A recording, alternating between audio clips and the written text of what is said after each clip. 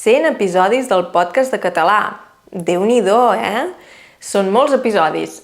No sé si a tu t'agrada el podcast, a mi m'agrada crear-lo i de vegades també rebo comentaris.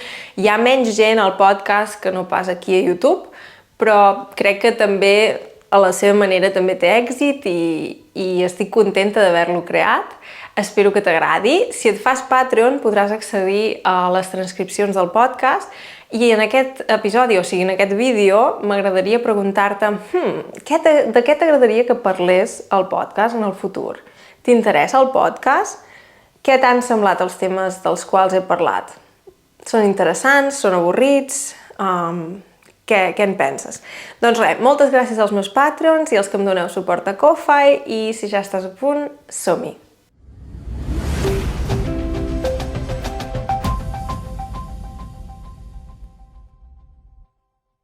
Al podcast he parlat de molts temes, podria dir de 1000 temes, però no seria del tot adequat, seria més aviat de 100 temes. Però quan diem una cosa l'has fet 1000 vegades o t'ho he dit 1000 vegades, vol dir que t'ho he dit moltes vegades. És una manera d'exagerar, de dir, escolta, que ja t'ho he dit unes quantes vegades, Ja t'ho he dit 1000 vegades, sí. I en aquest cas, doncs, ja he parlat de 1000 coses, però de vegades també se m'acaben les idees. I el que intento fer és de vegades parlar de temes lingüístics, de, per exemple, com vaig aprendre suec.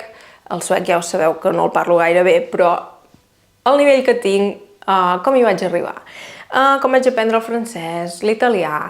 Ara fa poc vaig fer un episodi sobre la comparació de llengües romàniques, no? Què en penso? Per exemple, quina llengua s'assembla més al català? El francès, l'italià, el castellà, el portuguès... Jo crec que és un tema interessant. Entenc el romanès, coses així. En aquest episodi vaig parlar d'això. En canvi, per exemple, en altres episodis parlo de coses personals, com per exemple, quins objectius tinc per aquest any, vaig assolir els objectius del 2023, per què, etc. I intento sempre penjar un episodi cada dimecres. De vegades no ho aconsegueixo perquè vaig de bòlit, tinc molta feina. Anar de bòlit vol dir estar molt ocupat i no sempre ho aconsegueixo, però sempre ho intento, sí. I si et fas Patreon també, a part de les transcripcions, el que faig és que sempre escric una publicació i dic, ei, si teniu cap dubte, em podeu escriure un missatge i tot això. També havia pensat, home, ara ja he fet 100 episodis gratuïts, podria continuar amb el podcast només per als Patreons.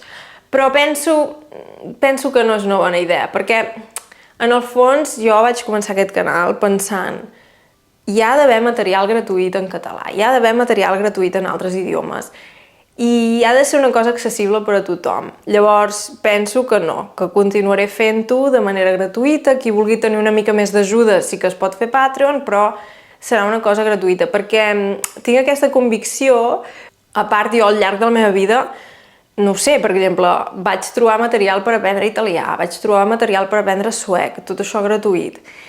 I en el fons penso que seria just que tothom tingui les mateixes oportunitats, no? A nivell d'educació i a nivell d'aprendre idiomes. I no ho sé, potser més endavant crearé algun programa, algun curs o alguna cosa que sí que serà de pagament, però clar, això ja serà com amb un seguiment i coses així, però he pensat que no, el podcast el continuaré fent de manera gratuïta, és això, intento fer un episodi cada setmana, de vegades pel que sigui no puc, i llavors és un episodi cada 2 setmanes, i sí, vull dir que ho aniré fent així.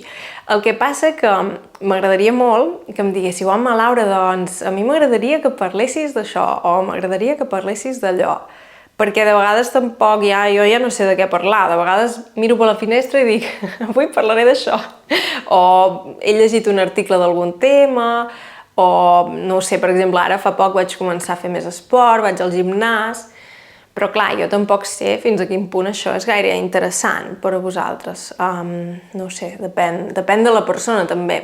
I tinc alguns temes que sí que els Patreons m'havien escrit, home, doncs parla d'això, parla d'allò. Això, per exemple, del contrast de les llengües romàniques, crec que va ser un Patreon que em va dir, home, per què no parles d'aquest tema? I mira, sí, va anar així.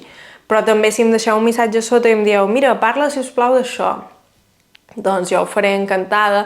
Trobo que el format de podcast està molt bé, perquè sempre pots escoltar-lo, per exemple, quan ets al metro, quan, no sé, vas a la feina, mentre rentes els plats. Clar que també et pots posar un vídeo de fons, jo ho faig moltes vegades, i mentre fas altres coses, però el format de podcast realment és molt atractiu. I també per mi com a creadora de contingut, perquè realment, per exemple, ara que estic gravant aquest vídeo, és molt més complicat gravar un vídeo, a part de que l'has d'editar i tot això, i el que seria un episodi del podcast, sí, també l'has d'editar, perquè de vegades no vocalitzes bé o dius alguna cosa que no volies dir, vull dir que de tant en tant has de tallar i és normal, però clar, o sigui, l'edició d'un episodi del podcast dura molt menys, és una cosa molt més curta que no pas quan has de gravar un vídeo.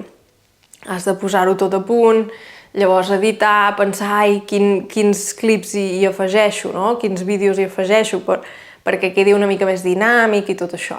Sí, vull dir que són dos formats que m'agraden, els vull mantenir tots dos, vull continuar amb el canal de YouTube i vull continuar amb el podcast i res, el que passa és que sempre va bé que et diguin home, seria interessant que parlis d'això o per què no parles d'aquest tema? Llavors això, estic molt contenta de celebrar els 100 episodis del podcast. Molt bé!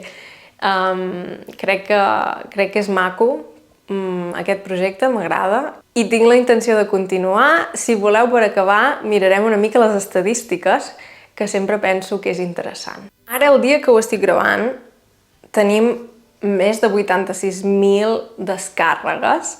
Ara, el dia que ho pengi, pot ser que clar, hi haurà més descàrregues encara perquè hauran passat uns quants dies. I cada mes són unes 5.000 descàrregues. El que no puc saber, o sigui, a YouTube sí que pots veure quantes persones miren els vídeos, és sempre la mateixa persona o són persones diferents, etc. En canvi, aquí no. Aquí et diu el total de les descàrregues i ja està. I de quins països són les persones que escolten el meu podcast? Tan. Doncs els països principals, els països en què hi ha més gent que escolta el meu podcast són Espanya, Estats Units, el Regne Unit, Alemanya i França. Sí, però tinc gent de tot arreu, hi ha molts països representats, o sigui, sempre que hi hagi una persona que s'ho ha baixat almenys un cop, que s'ho ha descarregat almenys un cop, ja apareix a les estadístiques. I fa gràcia també veure, no sé, hi ha algú d'Austràlia que s'ha descarregat un episodi o d'on sigui, o de Sud-àfrica o de, no sé, Corea del Sud, d'on sigui. Hi ha molta varietat, llavors sempre és maco veure això. Sí, moltes gràcies als que escolteu el meu podcast, us deixaré alguns episodis aquí sota i també moltes gràcies als patrons, a tots els que veieu els meus vídeos, també us podeu subscriure, deixar-me un m'agrada, deixar-me un comentari, això sempre va molt bé i res, espero veure-us ben aviat per aquí. Que vagi bé! Adeu!